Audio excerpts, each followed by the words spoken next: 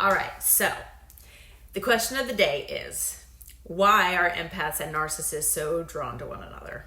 I mean, it's like a magnetic type attraction. So I would be willing to bet that if I asked you all out there, the majority of you, if not all of you, know people out there that are in this type of dynamic or relationship, friendship, whatever the case. So it's pretty common, and it's actually a really easy concept to kind of understand, but it's also pretty complex. So before we dive into this question, we really need to look at why empaths and narcissists are the way they are. Now, both empaths and narcissists unfortunately suffered from early childhood trauma. Duh, right? Everything seems to suffer, to stem from early childhood trauma. Well, what had happened was empaths unconsciously or subconsciously took the pain that they endured during this time and they transformed it into compassion, not wanting others to suffer the same fate that they did. Narcissists, in turn, unconsciously or subconsciously, took that pain and they transformed it into anger. And they decided, like I said, unconsciously or subconsciously, to take this anger out onto the world and put themselves first. They believe, for whatever they had endured, that this pain entitled them to be put in front of others for the rest of their life.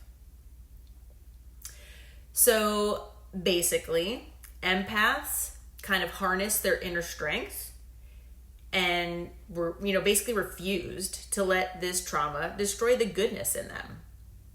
Whereas the narcissists kind of succumb to their weaknesses or the weakness inside of them, and they let the trauma overcome them.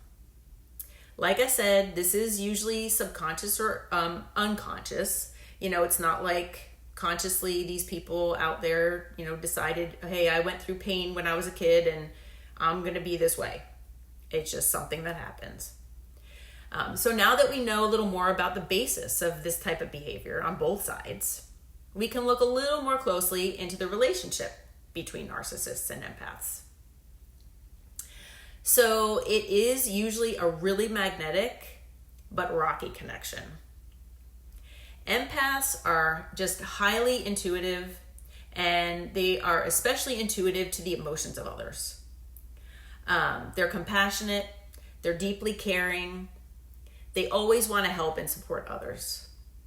And a lot of times, they're healers, and they prioritize others' needs over their own. But when this happens, it can lead to emotional exhaustion. Now, narcissists usually live in their ego. They usually have an overblown sense of self and importance. They tend to crave constant attention and admiration from others. They will most times use charm, use manipulation, and such tactics to get what they want. Usually narcissists also feel like the world is against them, and they feel like everything is like a potential war. So sometimes they pick fights, or they just look for reactions from others because it makes them feel more powerful. In a relationship between a narcissist and an empath, and like I said, this can be friendship, it can be a marriage, it can be family, any type of relationship. It can quickly become unbalanced or one-sided. Most times the empath just gives and gives and gives, where the empath just becomes exhausted because the narcissist just takes and takes and takes. The empath just wants to heal the narcissist, and the narcissist is drawn to the nurturing nature of the empath. So they're drawn to one another. The empaths just want to focus on other people and, give other people what they can. Whereas the narcissist just craves that attention as well as the validation that the empath is willing to give. The empath has a high tolerance usually for emotional pain. And this allows them to just keep putting up with this manipulation and unbalanced, one-sided relationship. And, a lot of times they just hope that their kindness will make a difference.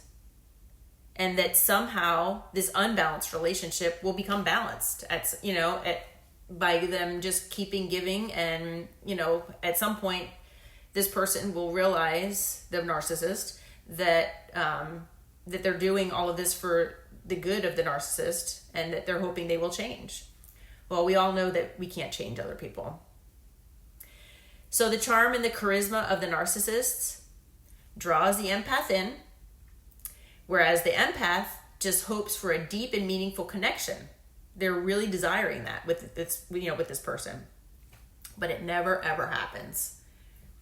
The empath just doesn't realize this until they're unfortunately fully invested in the relationship. If it's family, it's family. So you're invested from day one, basically. Narcissists are just pros at knowing who is vulnerable and who can be manipulated and controlled. Empaths, unfortunately, are usually blind to these manipulative tactics. They just try to see the best in others. So empaths can struggle at times with boundaries. This also makes them an easy target. The empath will eventually become, like I said earlier, so drained, so exhausted. They feel like they're used, they're taken advantage of. The narcissist just keeps on, demanding more and more and more from the empath. Just becomes a cycle, just becomes like a hamster wheel. You need to break the cycle. And especially if you're an empath watching this, it can be challenging, but it can be done. First, you need to recognize the signs of this type of relationship. Then you need to set healthy boundaries. You must prioritize self-care and focus on self-growth by determining your strengths, your weaknesses, and your individual needs. You need to put yourself first. It's hard to do. I know. It's important to surround yourself with positivity and supportive influences. A lot of these relationships can cause emotional and psychological challenges, especially for those who identify as an empath. I can personally attest to this because I am an empath. And I have had multiple friendships that were the empath-narcissist dynamic. I've also had a love relationship that was an empath-narcissist relationship. And I can tell you from personal experience that it is very, very difficult. It is very, very draining and challenging. Thankfully, I recognized, that it was unbalanced and one-sided, and I harnessed my inner strength and I removed myself from those situations. But like I said, it's not easy to do. So seeking professional help may be necessary. And, if you're out there and you feel like you're in this situation, please feel free to contact me if you feel like, you need help. I'm putting my information in the description box below. I am working as a life coach, and I would love to help you with your individual situation if you feel like you need it.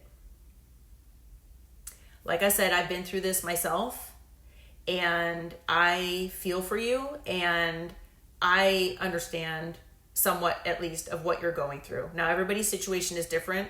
I cannot say that I can understand everybody's, personal situations. Because, like I said, everybody's going through different things.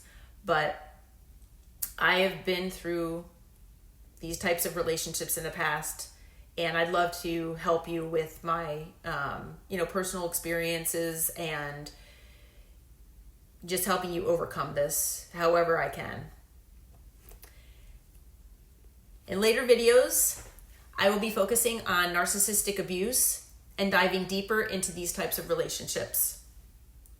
This is pretty, close to my heart because, like I said, I've been through this. So please stay tuned. Unfortunately, I have also had family instances where I've had dynamics with narcissism as well. So I've kind of seen it with both family, friendships, and in love relationships. So I feel your pain, unfortunately, but you can get through it. And so thank you for listening. Please like, share, subscribe, comment down below if you feel like this video resonated with you at all, if it helps you at all. I really, really hope it did. From the bottom of my heart, I hope it did. And please let me know if however I can help you, because like I said, I would love to help you. And, until next time, take care, and I wish you all well.